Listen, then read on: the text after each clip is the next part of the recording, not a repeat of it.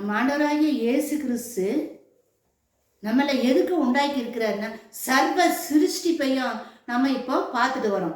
சர்வ சிருஷ்டியும் ஆண்டவருக்கு கீழ்ப்படிது. அதாவது இயற்கையெல்லாம் தேவனை துதிக்குது அப்படின்னு சங்கீதத்துல நம்ம பார்க்கிறோம். அதிகாலையில அதாவது பறவைகளும் ஆண்டவரை துதிக்குது. மரம் செடி கொடியெல்லாம் ரெண்டு இலையும் ஒன்னா முடிக்குது, தூங்குது. அதிகாலையில கண் விழித்து கொள்ளுது, தேவனை துதிக்குது.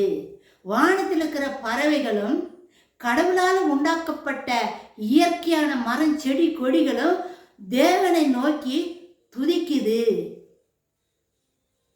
தன்னை உண்டாக்கின தேவனை நோக்கி அது துதித்து பாடுது.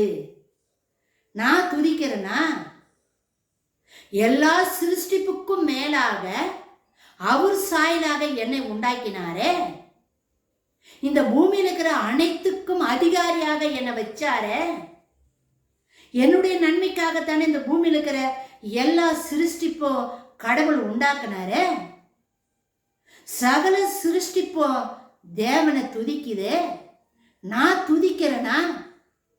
எதுக்கு நம்மளை உண்டாக்குனாரு? இந்த பூமியில் இருக்கிற சகலவற்றையும் நம்ம அனுபவித்து தேவனை ஆராதிக்கிறதுக்காகத்தான் நம்மளை ஆண்டவர் உண்டாக்கி இருக்கிறாரு.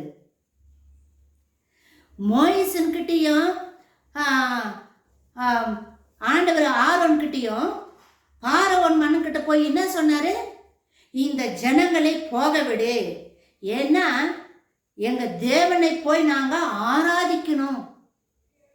நாங்க பாலைவனத்துல போய் எங்க தேவனை நாங்க ஆராதிக்கணும், அதனால எங்க ஜனங்களை போக விடு அப்படின்னு பார்வோன் மன்னன் கிட்ட மோயிசனும் ஆரோனும் போய் சொல்றாங்க. ஆண்டவர் சொல்லி கொடுக்கிறாரு, நீங்க போய் இந்த வார்த்தை சொல்லுங்கன்னு. ஆராதிக்கணும், அனுப்பு என் ஜனங்களை. அப்போ கடவுள் என்ன நினைக்கிறாரு? மனுஷன் தன்னை ஆராதிக்கணும் அப்படின்னு கடவுள் நினைக்கிறாரு.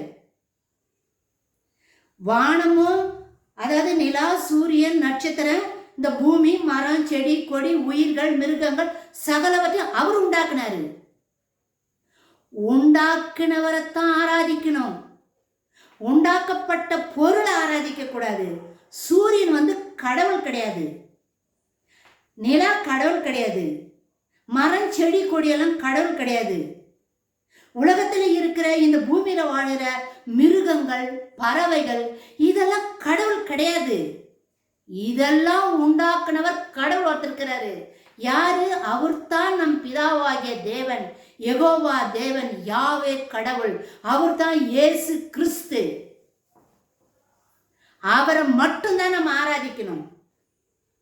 மற்ற எந்த அவரால் படைக்கப்பட்ட பொருளை படைப்ப நம்ம போய் ஆராதிக்க கூடாது. அப்படி ஆராதிக்க வச்சது எதுனா, உண்மையான தெய்வத்தை ஆராதிக்காம அவரை விட்டுட்டு அவரால் படைக்கப்பட்ட படைப்பை வணங்க சொன்னது யாருன்னா பிசாசு தான் மனுஷனுக்கு சொல்லி கொடுத்தது. நீ போய் மரத்தை வணங்கு, பாம்பை வணங்கு, சூரியனை வணங்க, பௌர்ணமி அது போய் வணங்கு. இந்த மாதிரி காரியமெல்லாம் சொல்லி கொடுக்கறது யாருன்னா மனுஷனுக்கு சொல்லி கொடுக்குது. எது சொல்லி கொடுத்தது? பிசாசு சொல்லி கொடுத்தது. அதுக்கு தெரியும் உண்மையான தேவன் யாருன்னு பிசாசுக்கு தெரியும். அதனால கடவுள்கிட்ட இருந்து மனுஷனை விலக்கி பிசாசு எந்த இடத்துல இருக்கிறானோ அந்த இடத்துக்கு இந்த மனுஷனை கூட்டின்னு போயிடணும். கடவுள்கிட்ட போய் இந்த மனுஷன் சேரக்கூடாது அப்படின்ற எண்ணத்துல தான் பிசாசானவன் லூசி பிசாசு மனிதர்களை வழி தவறி தவறான முறையில தெய்வத்தை வணங்க வச்சுட்டான். இப்ப நம்ம 6வது முத்திரை உடைக்கப்படும் பொழுது பூமி அதிர்ந்த மொத்தம் அழிச்சிடுறாரு, சின்ன பண்ணமாக்குறாரு. சூரியனையும் சந்திரனையும் நட்சத்திரம் எல்லாத்தையும் எடுத்துடுறாரு. ஏன்? அப்போ வாழறவன் வந்து லூசி பிசாசு. லூசி பிசாசும் அவனை வணங்கிட்டு அவன் பின்னாடி போய் இந்த மக்களை தான் இருக்கிறாங்க. அவங்களுக்குத்தான் இந்த தண்டனை. இவ்வளோ நாள் இவன் பேச்சு கேட்டுக்கிட்டு இவன் சொல்ற பிரகாரம் ஆடிட்டு இருந்தில்ல, இப்ப பாரு பூமி எப்படி என்ன பண்ற பாரு. பூமி உண்டாக்குறது நான் தானே, சூரியனை உண்டாக்குறது நான் தானே, சந்திரனை உண்டாக்குறது நான் தானே, நட்சத்திரம் எல்லாம் உண்டாக்குறது நான் தானே, எல்லாத்தையும் எடுத்துடுறேன். இப்ப நீ எப்படி வாழ்வ? யார் கொடுக்குற தண்டனை? அந்தி கிறிஸ்துக்கு, லூசி பிசாசுக்கும் அவன் கூட்டத்தை சேர்ந்தவங்களுக்கு கொடுக்கிற தண்டனை தான் 6வது முத்திரை உடைக்கப்படும் பொழுது நடக்கிற நிகழ்ச்சி இந்த பூமியில. இது எப்ப நடக்கும்? உபத்திரவ காலத்துல நடக்கும். அதனால எதுக்கு இதெல்லாம் நம்ம பேசுறோம் அப்படின்னா, மூட பழக்க வழக்கங்களுக்கு நம்ம விலகணும். வானத்தையும் பூமியும் உண்டாக்கின ஒரே தெய்வத்தை நம்ம ஆராதிக்கணும், நம்ம வணங்கணும். நம்ம இறந்தா அங்கதான் போய் சேர போறோம். வேற யாரும் இருக்க போறதில்ல. பரலோகம், சிவலோகம், வைகுண்டம், எல்லா லோகமும் ஒரே லோகம், ஒரே கடவுள். அவர் தான் நம்ம ஆண்டவராக இயேசு கிறிஸ்து. அவர் மட்டும்தான் அங்க இருப்பாரு. அப்ப நீ இறந்துட்டு அவர் முன்னாடி போய் நிற்ப இல்ல, உன்னை கேள்வி கேட்பாரு இல்ல, அப்ப நீ என்ன பதில் சொல்லுவ? சாத்தானுக்கும் அதனுடைய இருப்பிடத்துக்கும் போப்பா. இவ்வளோ நாள் இந்த பூமியில நீ இப்படியெல்லாம் அவன் சொல்ற பிரகாரம் தானே கேட்டு அவன் வழியில் தானே நீ நடந்துட்டு இருந்த. இந்த பாரு நிற்கிறான் பாரு, உன்னை கூண்டு போகிறதுக்கு ரெடியாக நிற்கிறான் பாரு, போ. அவன் இருக்கிற ஸ்தலத்துக்கு நீ போ, அதான் உன்னுடைய பங்கு அப்படின்னு சொல்லிட்டு ஆண்டவர் அந்த ஆத்துமாவை சாத்தான் கிட்ட கையளிச்சிடுவாரு. அது எங்க போயிடும்? நரகத்துக்கு போயிடும். மனுஷனை கடவுள் உண்டாக்குறது நரகத்துக்கு போறதுக்காக அல்ல. அவர் எங்க இருக்கிறாரு? பரலோகத்துல இருக்கிறாரு.